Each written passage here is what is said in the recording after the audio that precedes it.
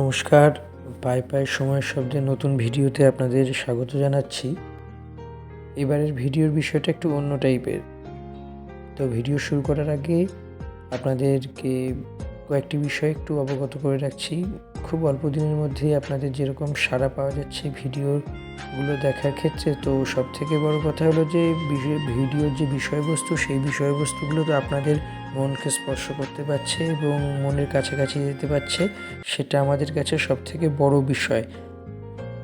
আরও একটু বিষয় হলো, আপনাদের এত উৎসাহের অন্যতম কারণ বুঝতে পারা যাচ্ছে যে ভিডিওগুলি সময় উপযোগী এবং আমাদের এই ভিডিও চ্যানেলে বিভিন্ন ধরনের ভিডিও, কখনো বিজনেস, কখনো লাইফস্টাইল, কখনো হিউম্যান ইন্টারেস্ট এবং নানা রকমের রাজনীতি, নানা রকমের ভিডিও সবসময় আমরা ঘুরিয়ে ফিরিয়ে দেওয়ার চেষ্টা করি যাতে আপনাদের একটা ভিন্ন স্বাদ লাগে। তো এবারের ভিডিওটা কিছুটা একটু অন্য টাইপের, মানে হেলথ রিলেটেড ভিডিও। এই ভিডিওটা সবথেকে বড় বিষয় হলো, আজকালকার দিনে যে বিষয়গুলো আমরা একদম এড়িয়ে চলি, সেই বিষয়গুলো কি করে আমরা যদি জানি তাহলে কি করে সহজভাবে সহজ রকমের কাজ করতে পারবো।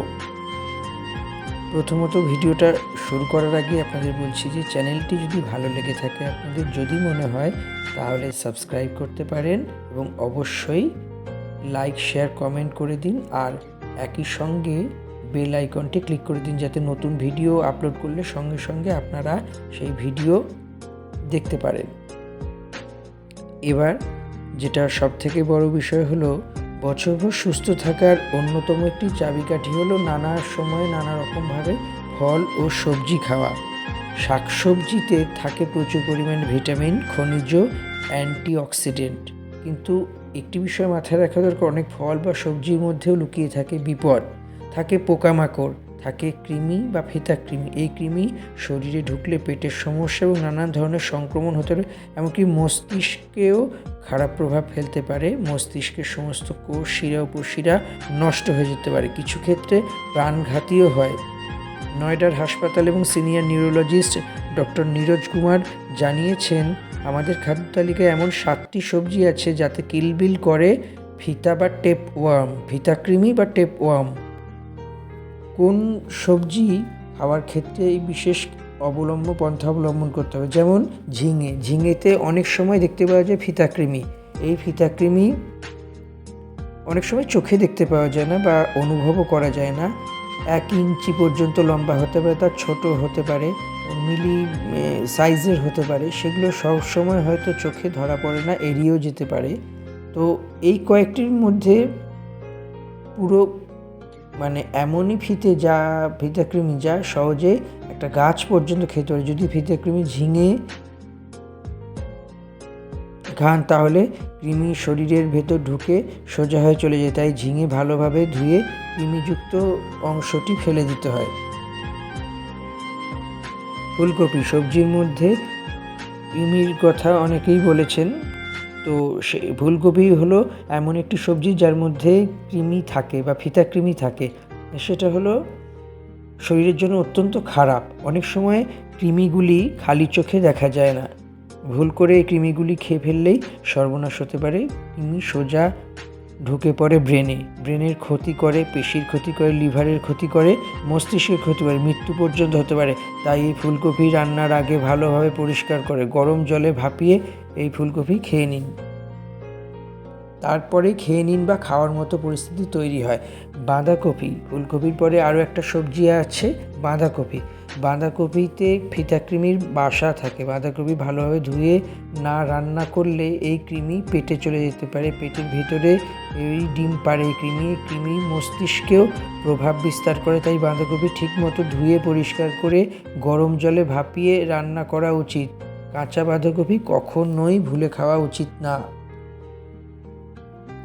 কচু শাক বা কচু পাতার মধ্যে লুকিয়ে আছে ফিতাকৃমি, ডিম বা ফিতাকৃমির ডিম বা অন্যান্য সংক্রমণের এদিকে ঝুঁকি থেকেই যায়। বিশেষ করে মানকচু এবং কচুরলতি রান্নার আগে ভালো করে ধুয়ে নিতে হবে, কারণ ঠিকমতো পরিষ্কার না করলে এই পরজীবী শরীরে প্রবেশ করে, যা পেটের সমস্যা তৈরি করে, বমি, এমনকি মস্তিষ্কের মধ্যে গুরুতর অসুখ দেখতে পাওয়া যায়। কচু পাতার যে কোনো পদ খাওয়ার আগে সতর্ক থাকা উচিত এবং রান্নার আগে পর্যাপ্ত পরিমাণে জলে ধুয়ে নেওয়া উচিত। পটল অত্যন্ত লোভনীয় এবং সুস্বাদু একটি সবজি। এই পটল, বহু মানুষ আছেন বিভিন্ন পদে পটল রান্না করেন। পটল অত্যন্ত পরিমাণে ভালো লাগার একটি সবজি এবং এর তো অবশ্যই বেশ কিছু বৈজ্ঞানিক ব্যাখ্যা আছে এবং শারীরিকভাবেও এর উপকারিতা অনেক কিছুতেই হয়। পটলের বীজে ফিতাকৃমির ডিম থাকে। বিশেষত কৃমি সার বা রাসায়নিক ব্যবহার করে উৎপাদিত পটল খাওয়াটা এড়িয়ে যেতে হবে। রান্নার আগে পটল ভালোভাবে ধুয়ে নিন। পটলের বীজ না খাওয়াই ভালো।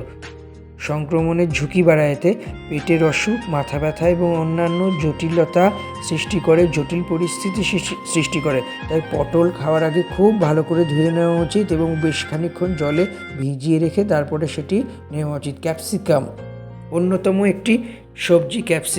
ক্যাপসিকাম তো শুধু সবজি না, বিভিন্ন মুখরোচক খাবার, ফাস্টফুড এই ক্যাপসিকাম ব্যবহার করা হয়। এছাড়াও ঘরোয়া রান্নাতেও ক্যাপসিকামের বহু মানুষ পছন্দ করেন। ক্যাপসিকামে বীজ এবং আভ্যন্তরীণ অংশে ফিতাকৃমির ডিম থাকে। এটি ঠিকভাবে না ধুয়ে যদি না ধুয়ে খাওয়া হয় তাহলে সেক্ষেত্রে ফিতাকৃমি শরীরে প্রবেশ করতে পারে এবং নানান ধরনের ঝুঁকি তৈরি হতে পারে, সংক্রমণ দেখা দিতে পারে। এছাড়াও পেটের ব্যথা, পেট খারাপ এবং সর্বোপরি হলো ব্রেনে সমস্যা তৈরি করতে পারে, মস্তিষ্কের সমস্যা তৈরি করতে পারে। ক্যাপসিকামের বীজ ভালো করে বের করে ভালো করে ধুয়ে নিতে হবে। ক্যাপসিকাম কাঁচা না খেয়ে রান্না করে খাওয়াটাই উপযুক্ত একটা উপদেশ বা পরামর্শ বলা যেতে পারে। তবে বহু মানুষই আছেন যারা ক্যাপসিকাম কাঁচা খান না, কাঁচা খাওয়ার ধার পাশ দিয়ে যান না। অনেকেই আছেন ক্যাপসিকাম কাঁচা অবস্থায় খেতে পারেন না, তো সেক্ষেত্রে কোনো ঝুঁকি নেই, কিন্তু ক্যাপসিকাম কাঁচা খেতে গেলে অনেক ঝুঁকি আছে। অন্যতম আরও একটি গুরুত্বপূর্ণ সবজি যেটি প্রতিদিন বাড়িতে কিছু না কিছু পদে ব্যবহার করা হয়। এই সবজি সারা বছর পাওয়া যায়। শীতের সময় একটু বেশি পরিমাণে বাজারে দেখতে পাওয়া যায় এবং অন্য সময়েও সারা বছর কম বেশি সবজি পাওয়া যায়। সেই সবজিটার নাম হলো বেগুন। বেগুনের মধ্যে ফিতাকৃমি থাকে। যদি বেগুন কাটার পরে দেখা যায় যে পোকা লেগে আছে, তাহলে সেই বেগুন ফেলে দেওয়াই ভালো। এতে ফিতাকৃমি অনেক সময় শরীরের ক্ষতি করতে পারে, কারণ এই ফিতাকৃমিগুলি অনেক সময় ভালোভাবে রান্না না করলে সমস্যায় পড়া যেতে পারে। দেখা যায় যে বেগুনের পোকা বেছে, বা আমরা যেটাকে পোকা চলিত কথায় বলি, কিন্তু আসলে এটা হলো ফিতাকৃমি বেছে রান্না করলেও অনেক সময়ই দেখা যায় যে সেটি মারা যায় না। তো সেইগুলোর দিকে খেয়াল রাখতে হবে। এবং আরও কয়েকটি অত্যন্ত গুরুত্বপূর্ণ বিষয় হলো ফিতাকৃমি এবং ফিতাকৃমি সংক্রান্ত নানা রকমের সংক্রমণ, পেট, ক্ষুদ্রান্ত, বৃহদন্ত থেকে শুরু করে মাথা অর্থাৎ মস্তিষ্ক, ব্রেন, প্রতিটি জায়গায় প্রবেশ করে ক্ষতি সাধনই করে। ফিতাকৃমি কোনোদিনও কোনো কিছু ভালো করে না। তাই ফিতাকৃমি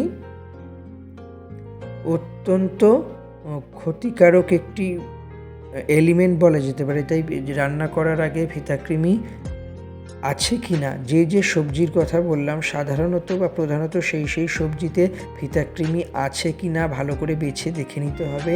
যদি না থাকে তাও ভালো করে ধুয়ে পরিষ্কার করে রান্না করতে হবে, কেননা অনেক সময় খালি চোখে এই ফিতাকৃমি বা এই পর্যায়ের সংক্রামক জীবাণুগুলি দেখা সম্ভব হয় না। তাই বলা যেতে পারে যে ফিতাকৃমি যাতে কোনো রকমের ক্ষতি না করতে পারে, নানা রকমের সমস্যার সৃষ্টি না করতে পারে, সব থেকে আগে এটা খেয়াল রাখতে হবে। কেননা ফিতাকৃমি যদি একবার শরীরে প্রবেশ করে তো ব্রেনের একদম দফা রফা করে দেয়। এখন বর্তমানে বিভিন্ন মানুষ বিভিন্ন রকমের সমস্যা জর্জরিত। তার মধ্যে অন্যতম সমস্যা হলো এই ফিতাকৃমি বা কৃমি জাতীয় সমস্যা থেকে মুক্তি পাওয়ার জন্য সব মিলিয়ে বলা যেতে পারে ফিতাকৃমি থেকে বাঁচতে হবে। তাই যে যে সবজির কথা বলা হয়েছে সেই সবজিগুলো থেকে আপাতত অত্যন্ত সাবধানতা অবলম্বন করতে হবে।